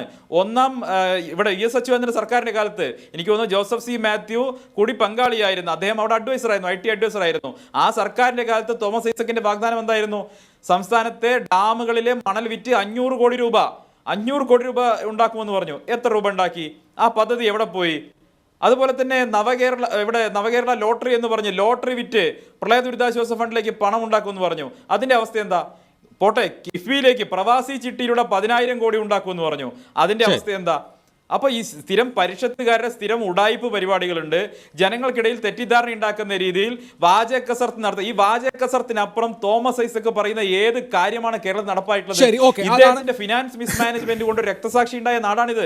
ഓർമ്മയില്ലേ, കുളപ്പുള്ളി ഹൈവേ നിർമ്മിച്ച മലേഷ്യൻ കമ്പനിയുടെ എഞ്ചിനീയർ ആത്മഹത്യ ചെയ്യേണ്ടി വന്നു കഴിഞ്ഞ ഭരണകാലത്ത്. ഓക്കെ, നമുക്ക് എല്ലാ വിഷയങ്ങളിലേക്കും വരാൻ സമയം ഉണ്ടാകുമോ എന്നറിയില്ല. പക്ഷേ ശ്രീ A. മാരിഫ് ഇപ്പോൾ 3 പേരും അവരുടെ ഇക്കാര്യത്തിലെ അഭിപ്രായം പറഞ്ഞു കഴിഞ്ഞു. നോക്കൂ, ഞാൻ ആദ്യം ഉന്നയിച്ച നിരവധി കാര്യങ്ങൾ അതിനകത്ത് ഉൾച്ചേർന്നിട്ടും ഉണ്ട്. മന്ത്രി സത്യപ്രതിജ്ഞ ചെയ്താണല്ലോ അധികാരം ഏൽക്കുന്നത്. അദ്ദേഹം യാതൊന്നും വെളിപ്പെടുത്തി കൊടുക്കുകയില്ല എന്നുകൂടി ദൃഢപ്രതിജ്ഞ ചെയ്ത് അധികാരമേറ്റെടുത്ത ആളാണ്. ഇവിടെ എന്താണ് ഒരു CAG റിപ്പോർട്ട് വന്നാലുള്ള നടപടിക്രമം എന്ന് വിശദീകരിക്കപ്പെട്ട് കഴിഞ്ഞു. അപ്പോൾ ആ കാര്യത്തിൽ പ്രതിപക്ഷം സ്വാഭാവികമായിട്ടും പ്രിവിലേജ് മോഷന് മുന്നോട്ട് വരുന്നുണ്ട്. സ്പീക്കർക്ക് ഇതിനോടകം തന്നെ പരാതി കൊടുത്തും കഴിഞ്ഞിട്ടുണ്ട്. എന്താണ് ഇപ്പോൾ ഈ സർക്കാർ ലക്ഷ്യം വെക്കുന്നത്? ഇനി 4-5 മാസം കൂടിയേ ഉള്ളൂ ഭരണം. CAG റിപ്പോർട്ടിനെ സംബന്ധിച്ച് ഭരണഘടനാ വിരുദ്ധം എന്ന പരാമർശം മാത്രമേ ഉള്ളൂവെങ്കിൽ അത് CAG റിപ്പോർട്ട് ടേബിൾ ചെയ്യുന്ന സമയത്ത് ഒരു ഡിബേറ്റിലേക്ക് പോകുമെന്നുള്ളതിനപ്പുറത്ത് പദ്ധതികളിൽ ക്രമക്കേട് ചൂണ്ടിക്കാണിച്ചിട്ടില്ലെങ്കിൽ മറ്റൊരു പ്രശ്നം ഉണ്ടാവുകയുമില്ല. അപ്പോൾ യഥാർത്ഥത്തിൽ എന്താണ് സർക്കാരിൻ്റെ പ്രശ്നം എന്ന് തന്നെ എല്ലാ ആളുകൾക്കും മനസ്സിലാവുന്നില്ല.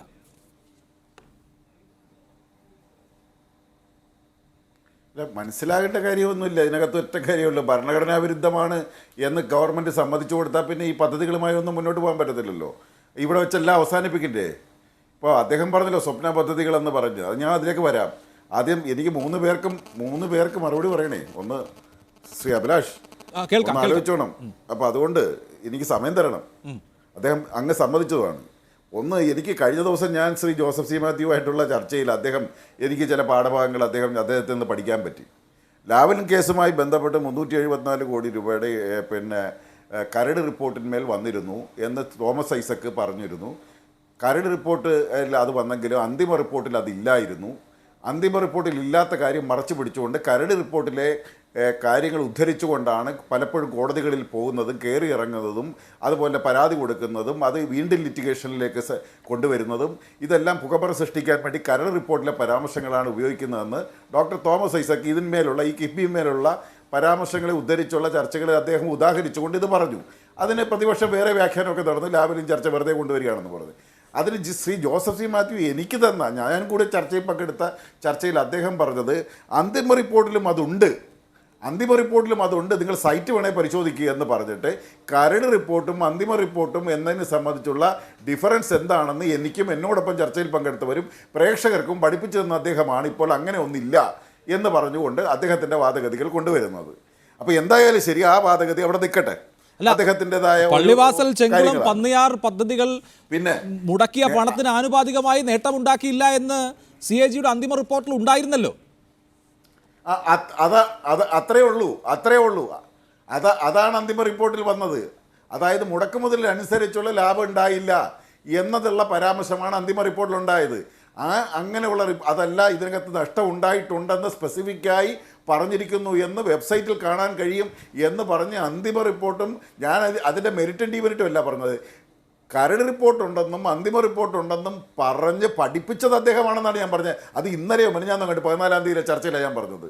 അപ്പോൾ ഇങ്ങനെ ഉണ്ട് എന്ന് ഇപ്പോൾ അദ്ദേഹം പറയുന്നത് അങ്ങനെ ഒന്നും ഇല്ല എന്നാണ് ഇപ്പോൾ അദ്ദേഹം പറഞ്ഞ് സ്ഥാപിക്കാൻ ശ്രമിക്കുന്നത്. എന്തായാലും ഇരിക്കട്ടെ, ഞാൻ പറഞ്ഞത് ഈ ബഡ്ജറ്റിലെ ഇപ്പോൾ നേരത്തെ പിന്നെ അദ്ദേഹമാണോ പിന്നെ ശ്രീ സന്ദീപ് വാര്യരാണോ ഈ പറഞ്ഞത്, അദ്ദേഹം പറഞ്ഞത് തോമസ് ഐസക്കിൻ്റെ ഓഫീസിൽ ബഡ്ജറ്റ് അവതരിപ്പിക്കുന്ന സമയത്ത് എല്ലാ മന്ത്രിമാരും ബഡ്ജറ്റ് ഹൈലൈറ്റ്സ് പത്രങ്ങളിൽ കൊടുക്കാൻ വേണ്ടി തയ്യാറാക്കും. ആ തയ്യാറാക്കുന്ന സംഗതി എടുത്ത് പിടിച്ചുകൊണ്ട് ബഡ്ജറ്റ് ചോർന്നു എന്ന് പറഞ്ഞുകൊണ്ട് അന്നുണ്ടാക്കിയ പുകമറ എങ്ങും നിലനിന്നില്ല. ഒരു കോടതിയിലും ഒരു കേസിന് മുമ്പാകെയും നിലനിന്നില്ല.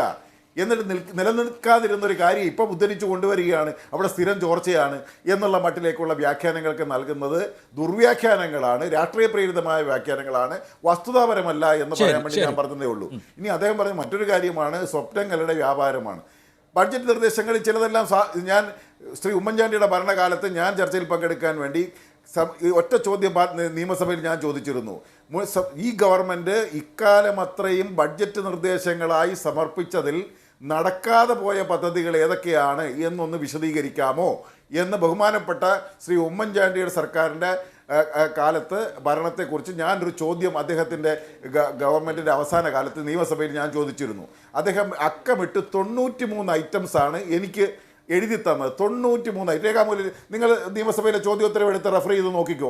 93 ഐറ്റംസ് എഴുതി തന്നിട്ട് പറഞ്ഞു ഇത് ബഡ്ജറ്റുകൾ വിഭാവന ചെയ്തതും നടപ്പാക്കാൻ കഴിയാതെ പോയതുമായ കാര്യങ്ങളാണ്, ഇന്ന കാരണങ്ങളാലാണ് അത് നടപ്പാക്കാതെ പോയത് എന്ന വിശദീകരണമാണ് തന്നത്. അപ്പോൾ തോമസ് ഐസക്ക് പറഞ്ഞ ഈ 3-4 കാര്യം നടപ്പാക്കാതെ പോയതാണ് നിങ്ങൾക്ക് വലിയ സ്വപ്നങ്ങളുടെ വ്യാപാരം എന്ന് പറയുകയും 93 നടക്കാതെ പോയ കാര്യങ്ങൾ ഒരു കുഴപ്പമില്ലാത്തതാണെന്നാണ് ഇവർക്കെല്ലാം തോന്നുന്നത്. ഞാനും പിന്നെ നിരവധി ക്രിമിനൽ കേസിലെ ഒരു പ്രതിയുമായി വാതിലടച്ചിട്ട് മണിക്കൂറുകളോളം 3-3.5 മണിക്കൂറോളം ഒരു മുഖ്യമന്ത്രി ചർച്ച ചെയ്തത് ഇൻ്റലിജൻസ് റിപ്പോർട്ട് അടക്കം ഉള്ള വലിയ കൊലപാതക കുറ്റമടക്കമുള്ള പ്രതിയായിട്ടുള്ള ആളുകളുമായി ഇരുന്ന് ചർച്ച ചെയ്തിട്ട് ആ ചർച്ച ചെയ്ത വിവരം നിയമസഭയിലോ മറ്റൊരിടത്തുമോ ഞാൻ വെളിപ്പെടുത്തത്തില്ല.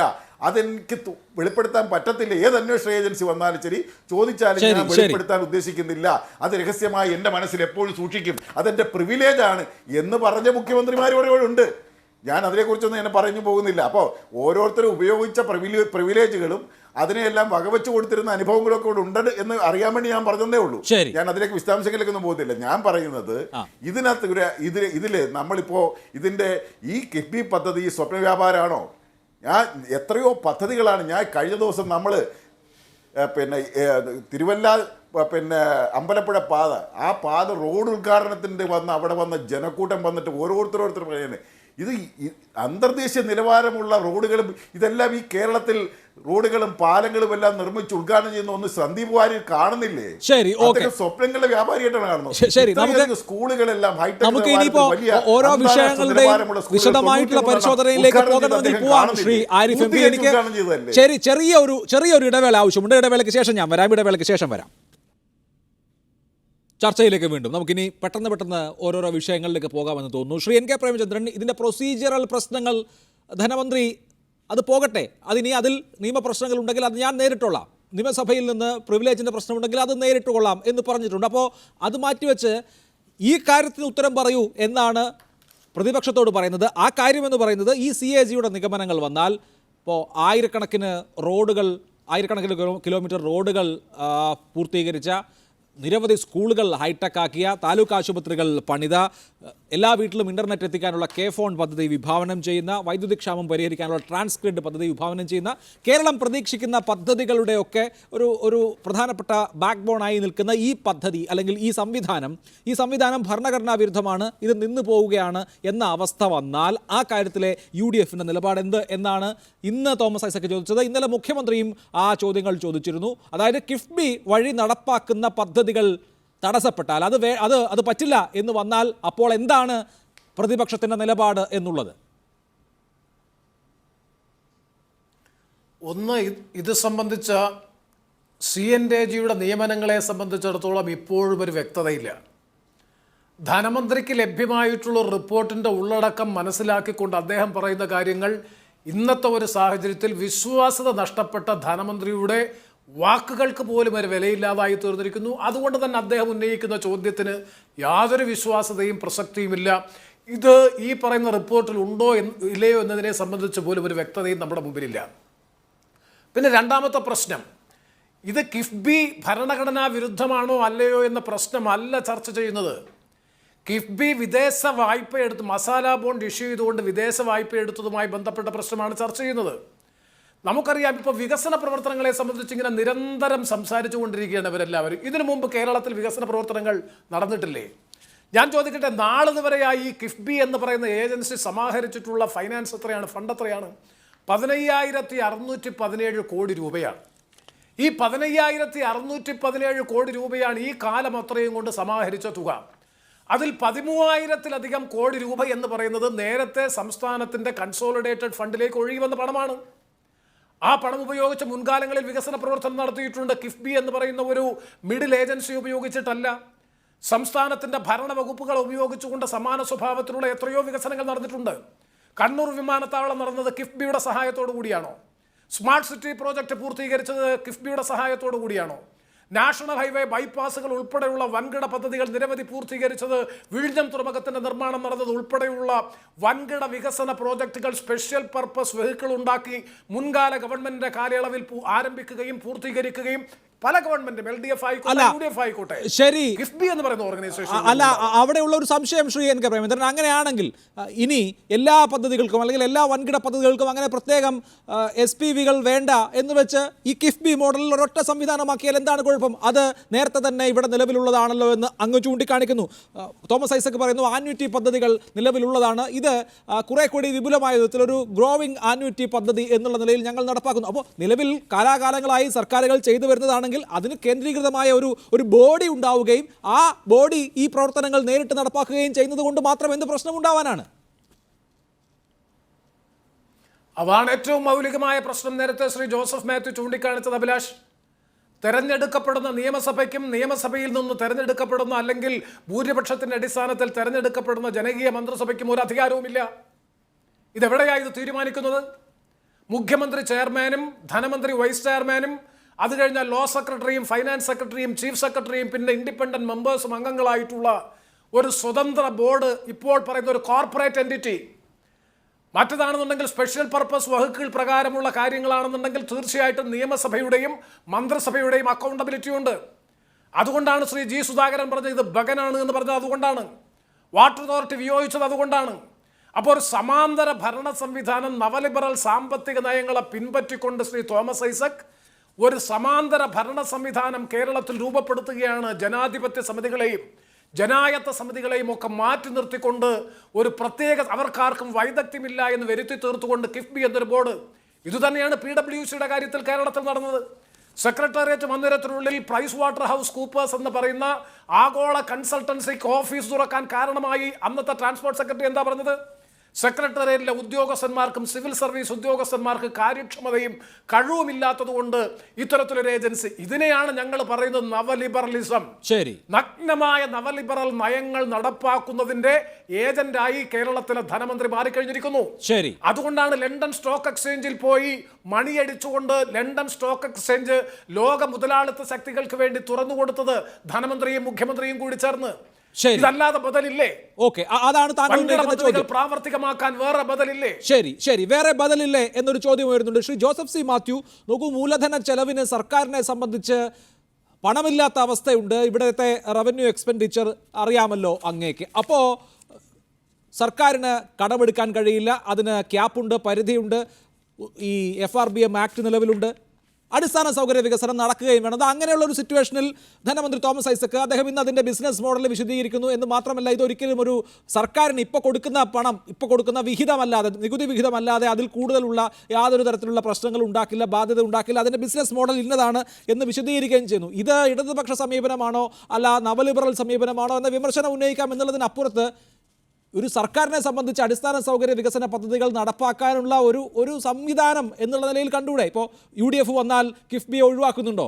അങ്ങനെ ഒരു സൂചന രമേശ് ചെന്നിത്തല കഴിഞ്ഞ ദിവസം നൽകിയ ഒരു അഭിമുഖത്തിൽ, നിയമസഭാ TVക്ക് നൽകിയ അഭിമുഖത്തിൽ ഞാൻ കേട്ടില്ല. അപ്പോൾ UDF വന്നാലും ഈ കിഫ്ബി എന്ന് പറയുന്ന സംവിധാനം തുടരുകയാണ്. അപ്പോൾ അഭിലാഷ് പറഞ്ഞതുപോലെ തന്നെ ഞാൻ അതിനെ ഇവാലുവേറ്റ് ചെയ്യാൻ ശ്രമിക്കാം. 2 UDF 1 UDF 2 അപ്പോൾ അതേ നയം നടപ്പിലാക്കാൻ ശ്രമിക്കുന്നു എന്ന് തന്നെ വിചാരിക്കുക. അപ്പോൾ അങ്ങനെ ശ്രമിക്കുമ്പോൾ പോലും ഈ പറയുന്ന കാര്യങ്ങൾ വല്ലതും ശരിയാണോ? ഒന്ന് രണ്ട് വലിയ വലതുപക്ഷവൽക്കരണം ഇവിടെ ഈ ഇടതുപക്ഷ സർക്കാരിന്റെ നേതൃത്വത്തിൽ തന്നെ നടക്കുകയാണ്. ഒന്ന്, സംസ്ഥാനത്തിന് തീരെ പൈസ ഇല്ല. 2 ഉള്ള പൈസ എല്ലാം ഈ സർക്കാർ ഉദ്യോഗസ്ഥർ ശമ്പളവും പെൻഷനും ഒക്കെ ആയിട്ട് തിന്ന് തീർക്കുകയാണ്. 3 വിദേശത്തു നിന്ന് കടമെടുത്താൽ മാത്രമേ നമുക്കിവിടെ എന്തെങ്കിലും ചെയ്യാൻ കഴിയുള്ളൂ. അപ്പൊ ഇത് എന്ത് ചെയ്യാനാണ് എന്നുള്ളതിനെ അപേക്ഷിച്ച് ഈ പറയുന്ന കാര്യത്തിലൊക്കെ വസ്തുതയും ഉണ്ടാവാം. അപ്പൊ ഇപ്പൊ ഇവിടെ എന്താണ് 5 വർഷം 2-3 മാസം കൂടെ ഉള്ളൂ. നേരത്തെ ഇവിടെ പ്രേമേന്ദ്രൻ ചൂണ്ടിക്കാണിച്ച പോലെ 15,617 കോടി രൂപ അക്കൗണ്ടിലേക്ക് വന്നിട്ടുള്ളതിൽ 13,000 ചില്ലാനം കോടി രൂപ സംസ്ഥാന ഖജനാവിൽ നിന്നാണ് പോയിരിക്കുന്നത്. ചെയ്തിരിക്കുന്ന പ്രവർത്തികളാകട്ടെ 5,670 കോടി രൂപയുടെ. അത് ഈ മോട്ടോർ വെഹിക്കിൾ ടാക്സിന്റെയും പെട്രോളിയം സെസിന്റെയും 90% മാത്രമേ ആവുന്നുള്ളൂ. ബാക്കി കമ്പോണൻസ് എല്ലാം അവിടെ കിടക്കുക. ഇനി ധനമന്ത്രി തന്നെ ഇന്ന് പറഞ്ഞൊരു കാര്യമുണ്ട്. ഈ വായ്പ എടുക്കുന്നതിനെ കുറിച്ച് പറഞ്ഞു കഴിഞ്ഞുകൊണ്ട് പറയുന്നു, ആകെപ്പാടെ 2,000 കോടി രൂപ. അത് ഇത്ര വലിയൊരു തുകയാണോ? അതായത് CNTG ചൂണ്ടിക്കാണിച്ചപ്പോൾ അതിന് മറുചോദ്യം അതാണ്. അപ്പൊ ഈ 2,000 കോടി രൂപയുടെ പലിശ കൊടുത്തു കഴിഞ്ഞിട്ട് ബാക്കിയുള്ളതിനെങ്കിലും ചെയ്യല്ലോ. അതായത് കിഫ്ബി ഇല്ലായിരുന്നെങ്കിൽ ഈ 13,000 കോടി രൂപയും വികസന പ്രവർത്തനങ്ങൾക്ക് സംസ്ഥാന സർക്കാരിന്റെ കയ്യിൽ ഉണ്ടായിരുന്നല്ലോ. ഇനി രണ്ടാമത് അദ്ദേഹം പറയുന്നത് ഇതിന്റെ സുരക്ഷിതത്വം എന്താണ്? എന്നും ലയബിലിറ്റി എന്ന് പറയുന്നത് അസറ്റിനേക്കാൾ കുറവായിരിക്കും. അപ്പോ 60,000 കോടി രൂപയുടെ പദ്ധതിയുടെ ലയബിലിറ്റി ഏറ്റെടുക്കണമെങ്കിൽ അസറ്റ് എത്രയാവണം? ഈ അസറ്റിന്റെ 75% സംസ്ഥാന സർക്കാർ കൊടുക്കുന്നതായിരിക്കും എല്ലാ കാലത്തും. അപ്പൊ നിങ്ങൾ പറയൂ, ഇതേ തോതിലാണെങ്കിൽ എത്ര വർഷം കൊണ്ടാണ് ഈ 60,000 കോടി രൂപയുടെ പദ്ധതി നടപ്പിലാക്കാൻ? 30-ഓ 40-ഓ എത്രയാണ്? നിങ്ങൾ പറയൂ. അപ്പോൾ ഇദ്ദേഹം ഇങ്ങനെ ഓരോ കാര്യങ്ങൾ പറയാണ്. ഉത്തമ വിശ്വാസത്തോടു കൂടി പറഞ്ഞതിന്റെ കാര്യമാണ് നമ്മൾ ഈ 3 ദിവസം കൊണ്ട് കണ്ടത്. അത് വീണ്ടും ഉത്തമ വിശ്വാസത്തോടു കൂടി പറയാണ് ഒരു സോഫ്റ്റ്വെയർ രക്ഷിക്കും. ഒരു സോഫ്റ്റ്വെയർ നമ്മൾ കണ്ടു കഴിഞ്ഞു. കോവിഡിൽ നിന്ന് രക്ഷിച്ചൊരു സോഫ്റ്റ്വെയർ, ഒരു നീണ്ട കഥ അദ്ദേഹം എഴുതിയതാണ്. അത് നമ്മൾ മടക്കി വെച്ചു. പിന്നെ എല്ലാം അസാധാരണമായ സാഹചര്യമാണ്. ഇടതുപക്ഷം വന്നതിന് ശേഷം, ഏതായാലും ഇപ്പൊ ഈ സർക്കാർ വന്നതിന് ശേഷം മുഴുവൻ അസാധാരണമായ സാഹചര്യങ്ങളാണ്. അതുകൊണ്ട് അസാധാരണമായ നടപടികളുമാണ്. അപ്പോൾ ഇത് ഒരു ഭാഗത്തൂടെ അത് എക്സ്പ്ലെയിൻ ചെയ്തുകൊണ്ട് ഇത് നടപ്പിലാക്കുകയാണെന്ന് പറഞ്ഞുകൊണ്ടേയിരിക്കുകയാണ്. എങ്ങനെയാണ് ഇവരുടെ മോഡൽ എന്താണെന്നുള്ളതിനെ കുറിച്ചാണ് CNTG വിലയിരുത്തിയിരിക്കുന്നത്. അപ്പോൾ അവിടെ അദ്ദേഹം പറയുന്നു, ഇപ്പോ 2,000 കോടി രൂപയെ കടമെടുത്തിട്ടുള്ളൂ. നിലവിൽ അതിൽ കൂടുതൽ തുക ഞങ്ങൾ സർക്കാരിൽ നിന്ന് അവിടെ കൊടുത്തിട്ടുണ്ട്. അപ്പൊ തിരിച്ചടവിന്റെ ബാധ്യതയെ കുറിച്ച് ഇത് നോക്കേണ്ട കാര്യം ഉണ്ടായിരുന്നില്ല. അപ്പൊ നിലവിലുള്ള സ്ഥിതി മാത്രം നിങ്ങൾ നോക്കിയാൽ മതി, ബാക്കി ഞാൻ പറയുന്നത് വിശ്വസിക്കൂ എന്ന് നമ്മളോട് പറയുന്നത് പോലെ CNTGയോടും പറയുകയാണ്. അപ്പൊ ഈ മോഡല് സോവറൻ ഗ്യാരണ്ടിയാണ്. അത് എന്ത് ലയബിലിറ്റിയെ കുറിച്ച് പറഞ്ഞാൽ, ഇപ്പൊ മസാല ബോണ്ട് എടുത്തു. മസാല ബോണ്ടിൽ സർക്കാർ ഗ്യാരണ്ടി തന്നിട്ടുണ്ട്. ഇവിടെ ബാങ്കുകളിൽ നിന്ന് വായ്പ എടുത്തു. SBI, union bank, Indian bank ഇവിടെ നിന്ന് വായ്പ എടുത്തു. 10.2% വായ്പ എടുത്തിട്ട് അത് 7% പലിശയ്ക്ക് അതേ ബാങ്കിൽ FD ഇട്ടിരിക്കുകയാണ്. എന്നിട്ട് അത് കൂടാതെ സാധാരണ FD ഇട്ട് കഴിഞ്ഞാൽ FDക്ക് അഗൻസ്റ്റ് ആയിട്ട് നമുക്ക് വായ്പ തരും. ഇത് അങ്ങനെയല്ലാതെ സർക്കാർ ഗ്യാരണ്ടി കൊടുത്തിരിക്കുകയാണ്. ആരാണ് ഗ്യാരണ്ടി ഒപ്പിടുന്നത്? ഫൈനാൻസ് ഇൻഫ്രാസ്ട്രക്ചറിന്റെ എക്സ് ഒഫീഷ്യോ സെക്രട്ടറി, അത് KM എബ്രഹാം തന്നെയാണ്. അദ്ദേഹം ഒപ്പിട്ട് ഗ്യാരണ്ടി ആയിട്ട് ബാങ്കുകൾക്ക് കൊടുക്കുകയാണ്.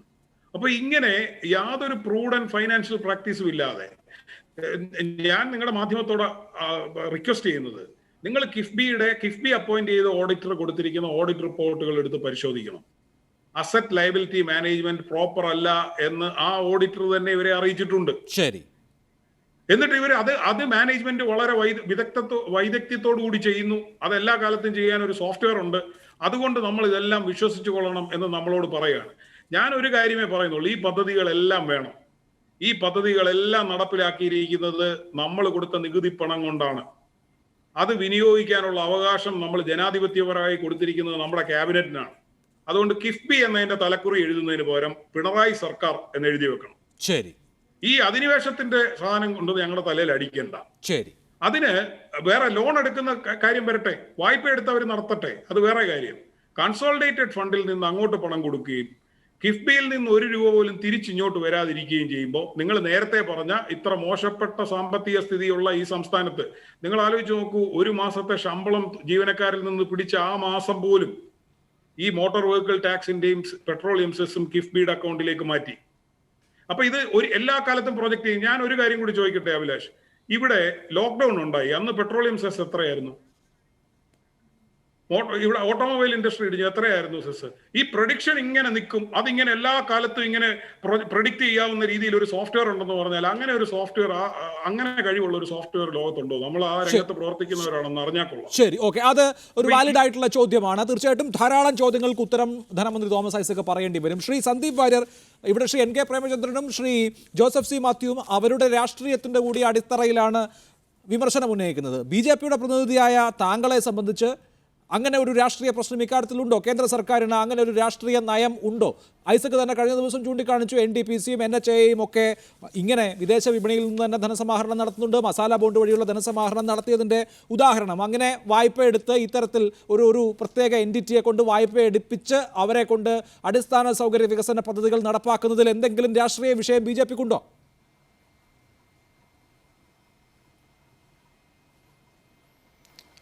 ഒന്ന്, കേന്ദ്ര സർക്കാരിന് ഇക്കാര്യത്തിൽ രാഷ്ട്രീയമായിട്ട് പ്രത്യേകിച്ച് കേരളത്തിൻ്റെ വികസന കാര്യത്തിൽ കേന്ദ്ര സർക്കാർ മുഖം തിരിച്ചു നിൽക്കുന്നില്ല എന്ന് ഇന്നലെ സർട്ടിഫിക്കറ്റ് കൊടുത്തത് ഇവിടുത്തെ മുഖ്യമന്ത്രി പിണറായി വിജയനാണ്. പ്രധാനമന്ത്രി സ്വീകരിച്ചിട്ടുള്ള വളരെ മാതൃകാപരമായിട്ടുള്ള കേരളത്തിൻ്റെ വികസനത്തോടുള്ള പോസിറ്റീവായിട്ടുള്ള അപ്രോച്ചിനെ അദ്ദേഹം ഇന്നലെ മുഖ്യമന്ത്രി തന്നെ അഭിനന്ദിച്ചിരുന്നു.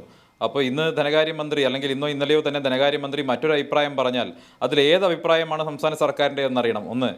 രണ്ട്, ഇവിടെ NTPCയുമായിട്ടും അതുപോലെ NHAയുമായും ബന്ധപ്പെട്ട് അവരും മസാല ബോണ്ട് എടുത്തിട്ടുണ്ട്, അതുകൊണ്ട് ഞങ്ങൾ എടുത്തു എന്ന് പറയുന്നതിൽ അർത്ഥമില്ല. കാരണം കേന്ദ്ര സർക്കാരിന് അതിന് മാൻഡേറ്റ് ഉണ്ട് എന്നുള്ളത് ഒന്നാമത്തെ വസ്തുത. രണ്ട്, സംസ്ഥാന സർക്കാരിന് ഇത്തരത്തിൽ മസാല ബോണ്ട് എടുക്കാൻ റിസർവ് ബാങ്കിൻ്റെ അനുമതി ഉണ്ടായിരുന്നു എന്നുള്ള കളവായിട്ടുള്ള അവരുടെ പ്രസ്താവന ഒരു പ്രാഥമികമായിട്ടുള്ള അപ്രൂവൽ അല്ലാതെ കേന്ദ്ര സർക്കാരിൻ്റെ ഒരു പ്രയോർ അനുമതിയുമില്ലാതെ ആണ് ഇത്തരം കാര്യങ്ങൾ ചെയ്തത് എന്നാണ് ഇപ്പോൾ ബോധ്യപ്പെടുന്നത്. അത് പ്രധാനപ്പെട്ട കാര്യം. രണ്ട്, NTPCക്കാണെങ്കിലും NHAയ്ക്കും ആണെങ്കിലും ഇനി മസാല ബോണ്ട് വഴിക്ക് പണം എടുത്തിട്ടുണ്ടെങ്കിൽ തന്നെ അത് തിരിച്ചടയ്ക്കാൻ അവർക്ക് റവന്യൂ ജനറേറ്റ് ചെയ്യാനുള്ള സംവിധാനങ്ങളുണ്ട്. NTPCയുടെ ഒക്കെ ഷെയർ വാല്യൂ എത്രയും നമുക്കറിയാം. അവർ വൈദ്യുതി വിൽക്കുന്നത് ഈ സംസ്ഥാനത്തെ വൈദ്യുതി വിതരണ കമ്പനികൾക്ക് തന്നെയാണ്. KCB വാങ്ങുന്നുണ്ടല്ലോ. ഇനി NHA ആണെങ്കിൽ അവർക്ക് ടോളുണ്ട്, ടോൾ പിരിവുണ്ട്, വലിയ തോതിൽ റവന്യൂ ജനറേറ്റ് ചെയ്യാൻ കഴിയുന്നു. മാത്രമല്ല NHA അവരുടെ എനിക്ക് തോന്നുന്നത് എല്ലാ നാഷണൽ ഹൈവേകളും മോണിറ്റൈസ് ചെയ്തിട്ടുണ്ട്. അവർക്ക് പണം ഉണ്ടാക്കാൻ ഒരുപാട് മാർഗ്ഗങ്ങളുണ്ട്. ഞാൻ ചോദിക്കട്ടെ, റവന്യൂ ജനറേറ്റ് ചെയ്യുന്ന ഏത് പദ്ധതിയിലാണ് കിഫ്ബി വഴിക്ക് ഇവർ ഇൻവെസ്റ്റ് ചെയ്യുന്നത്? ഇവിടെ പറയുന്നുണ്ടല്ലോ കേരളത്തിൻ്റെ വികസനത്തിന് തടസ്സം നിൽക്കുന്നു എന്നൊക്കെ പറയുന്ന ആളുകൾ മറുപടി പറയേണ്ടത് കഴിഞ്ഞ 4.5 വർഷക്കാലത്ത് ഒരു 10,000 പേർക്കെങ്കിലും തൊഴിൽ കിട്ടുന്ന ഏത് പദ്ധതിയാണ് ഇവർ തുടങ്ങിയിട്ടുള്ളത്? 10,000 പേർക്കെങ്കിലും തൊഴിൽ കിട്ടിയിട്ടുണ്ടോ?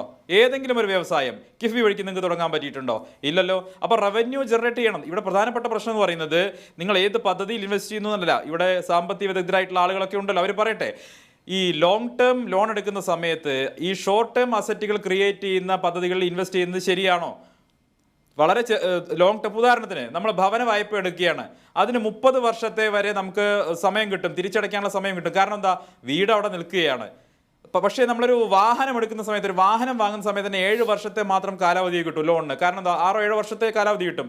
കാരണം വാഹനം എന്ന് പറയുന്നത് 6-7 വർഷം കഴിയുമ്പോഴേക്കും നശിച്ചു പോകും, അതല്ലെങ്കിൽ അത് ഔട്ട്ഡേറ്റഡ് ആവും, പിന്നീട് പഴയ വിലയില്ലാതെയാവും. അപ്പോൾ സ്വാഭാവികമായിട്ടും വാഹന ലോണ് ഷോർട്ട് ടേം അസറ്റാണ് ക്രിയേറ്റ് ചെയ്യുന്നതെങ്കിൽ ഹോം ലോൺ ക്രിയേറ്റ് ചെയ്യുന്നത് ലോങ് ടേം അസറ്റാണ്. അതുകൊണ്ട് ലോങ് ടേം കാലാവധി കിട്ടും. ഇവിടെ ലോങ് ടേം ലോൺ എടുത്ത് ഷോർട്ട് ടേം അസറ്റ് ഉണ്ടാക്കുന്നു. അതാണ് പ്രധാനപ്പെട്ട വിഷയം.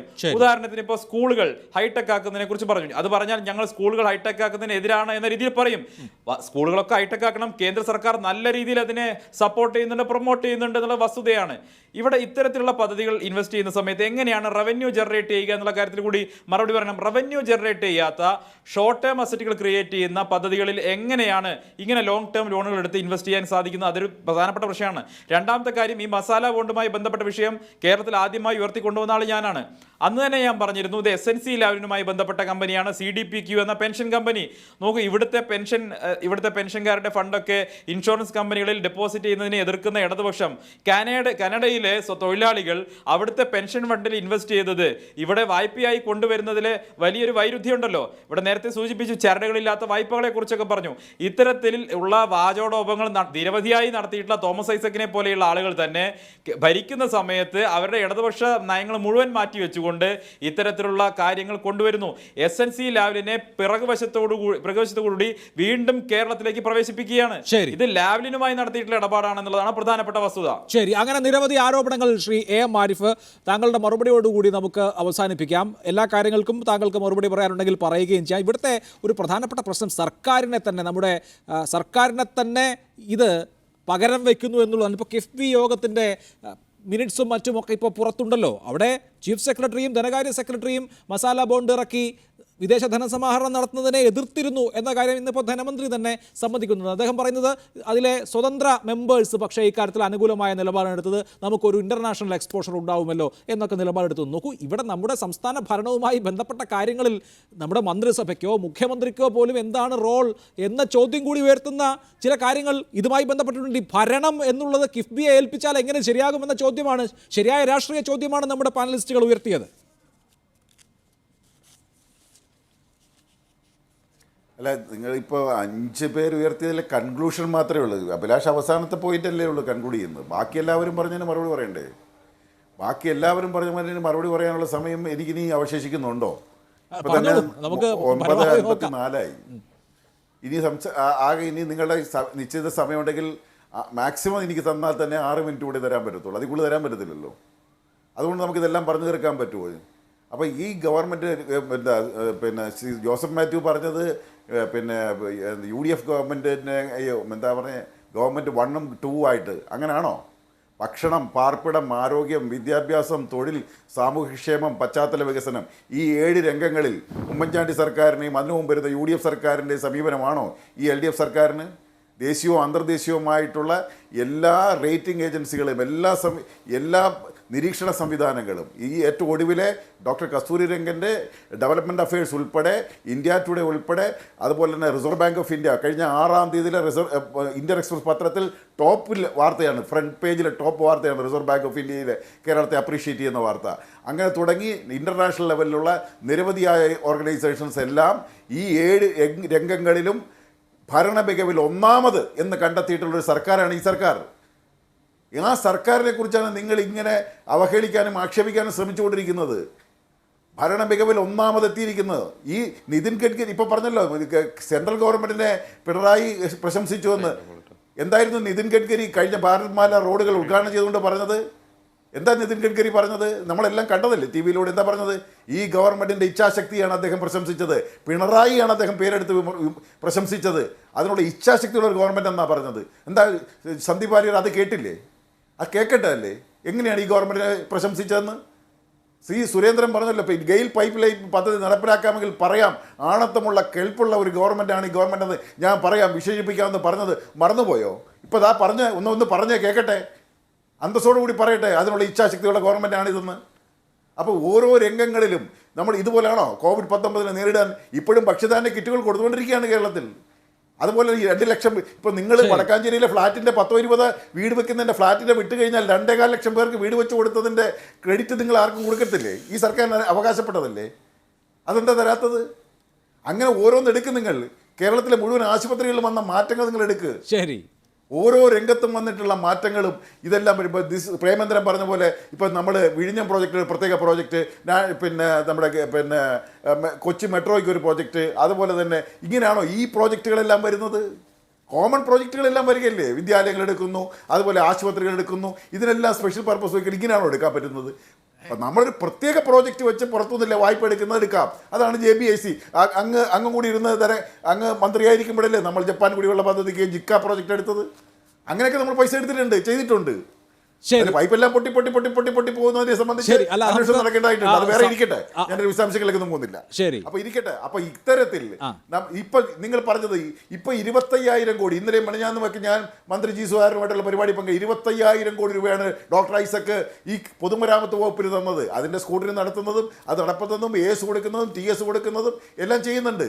അതിൻ്റെ ഇതെല്ലാം നമുക്ക് വായ്പ തരുന്ന ഏജൻസികൾ പോലും ഇൻ്റർനാഷണൽ ആയാലും നാഷണൽ ആയാലും വായ്പ തരുന്ന ഏജൻസികൾ തീർച്ചയായും അതിൻ്റെ തിരിച്ചടവിനുള്ള സാധ്യത, അതിൻ്റെ സുതാര്യത, അതെല്ലാം 1 രൂപ പോലും ഓൺലൈനിലാണ് അതിൻ്റെ ഇടപാടുകൾ നടക്കുന്നത്. ഞാൻ ഇടപെടുന്നത്. നമുക്ക് ഈ ചർച്ചയിൽ കൂടുതൽ സമയം താങ്കൾക്ക് തന്നെയാണ് തന്നതെന്നാണ് ഞാൻ വിചാരിക്കുന്നത്. നമുക്കിനിയും ചർച്ച ചെയ്യാം അടുത്ത ദിവസങ്ങളിൽ. ഇത് പുരോഗമിക്കുന്നതിനനുസരിച്ച് ഇപ്പോൾ സമയമില്ലാത്തതുകൊണ്ടാണ്. വളരെ നന്ദി ശ്രീ ആരിഫ്, ശ്രീ പ്രേമചന്ദ്രൻ, ശ്രീ സന്ദീപ് വാര്യർ, ശ്രീ ജോസഫ് സി മാത്യു. ഇടവേള.